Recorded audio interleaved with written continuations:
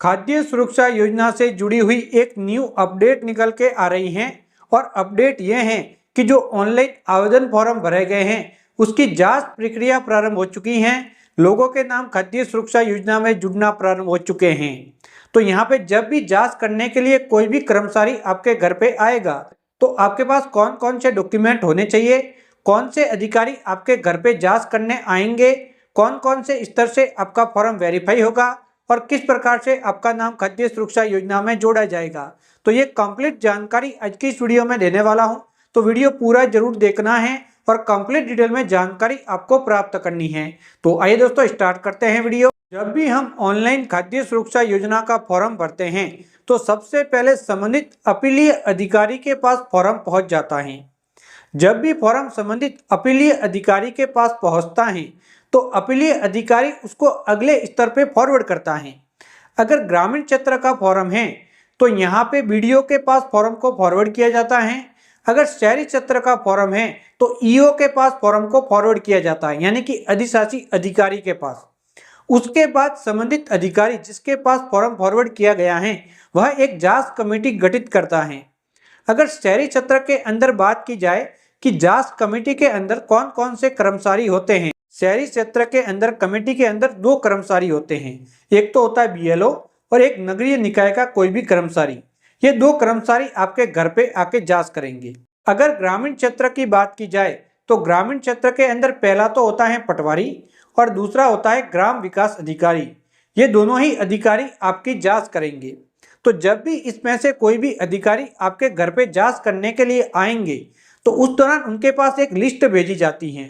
उस लिस्ट के अकॉर्डिंग लोगों के घर पे आएंगे और जांच करेंगे। तो अब जांच क्या करेंगे, तो सबसे पहले जो भी अधिकारी आपके घर पे आएंगे वह देखेंगे कि आप निष्कासन की श्रेणी में तो नहीं आते। अगर आप निष्कासन की श्रेणी में आते हैं तो आपका नाम खाद्य सुरक्षा योजना में नहीं जोड़ा जाएगा। अगर बात की जाए कि निष्कासन की श्रेणी में कौन कौन से लोग आते हैं तो भी आप स्क्रीन पे देख सकते हैं। अगर किसी के परिवार की आय 1 लाख रुपए से अधिक है तो उनका नाम खाद्य सुरक्षा योजना में नहीं जोड़ा जाएगा।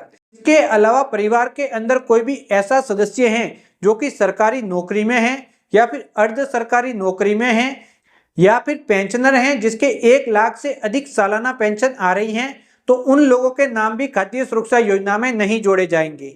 तीसरा बिंदु है, अगर परिवार के अंदर पर्सनल यूज के लिए परिवार के किसी भी सदस्य के नाम से यहाँ पे 4 पहिया वाहन है 4 व्हीलर, तो उसका नाम भी खाद्य सुरक्षा योजना में नहीं जोड़ा जाएगा। लेकिन अगर कोई वाणिज्य वाहन है या फिर कृषि कार्य के लिए कोई भी वाहन है तो उनका नाम खाद्य सुरक्षा योजना में जोड़ा जाएगा।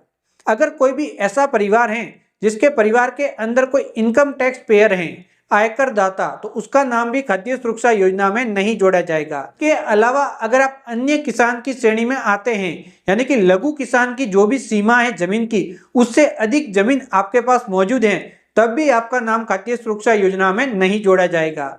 ये तो बात हो गई निष्कासन की श्रेणी के बारे में। जो भी श्रेणी के बारे में मैंने आपको बताया है, इन श्रेणी के अंतर्गत अगर आप नहीं आते तो आपका नाम खाद्य सुरक्षा योजना में तभी जोड़ा जाएगा जब आप यहाँ पे समावेशन की श्रेणी में आते हैं और समावेशन की श्रेणी से संबंधित डॉक्यूमेंट आपके पास मौजूद हैं जो कि ऑनलाइन आवेदन करने के दौरान आपने ऑनलाइन स्कैन करके अपलोड किया था। फॉर एग्जाम्पल, अगर कोई पेंशनर है तो जब भी अधिकारी आपके घर पे आएंगे, जो भी जांच कमेटी है, तो आपके पास यहाँ पे पेंशन पीपीओ की मांग की जाएगी। अगर आपने यहाँ पे निर्माण श्रमिक श्रेणी से आवेदन किया है तो उस मामलों में आपके पास से श्रमिक कार्ड की मांग की जाएगी। इसी प्रकार से अलग अलग बहुत सारी श्रेणियां हैं जो कि समावेशन की श्रेणी कहलाती हैं। तो जिस भी श्रेणी से आपने आवेदन किया है उससे संबंधित डॉक्यूमेंट आपको पेश करना है। इसके अलावा दूसरी सभी जांच संबंधित अधिकारी कर लेंगे। उसके बाद आपका जो भी फॉर्म है वह वापस संबंधित अधिकारी के पास फॉरवर्ड कर दिया जाएगा। संबंधित अधिकारी यहाँ पे जो भी रिमार्क किए गए हैं जो जांच कमेटी के द्वारा, उसके आधार पे आपका नाम खाद्य सुरक्षा योजना में जोड़ देंगी।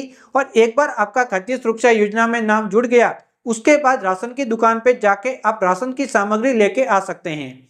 तो जांच कमेटी जैसे ही आपके घर पे आके जांच करके चली जाए उसके बाद आपको ऑनलाइन स्टेटस देखते रहना है कि आपका फॉर्म अप्रूव हुआ या फिर नहीं।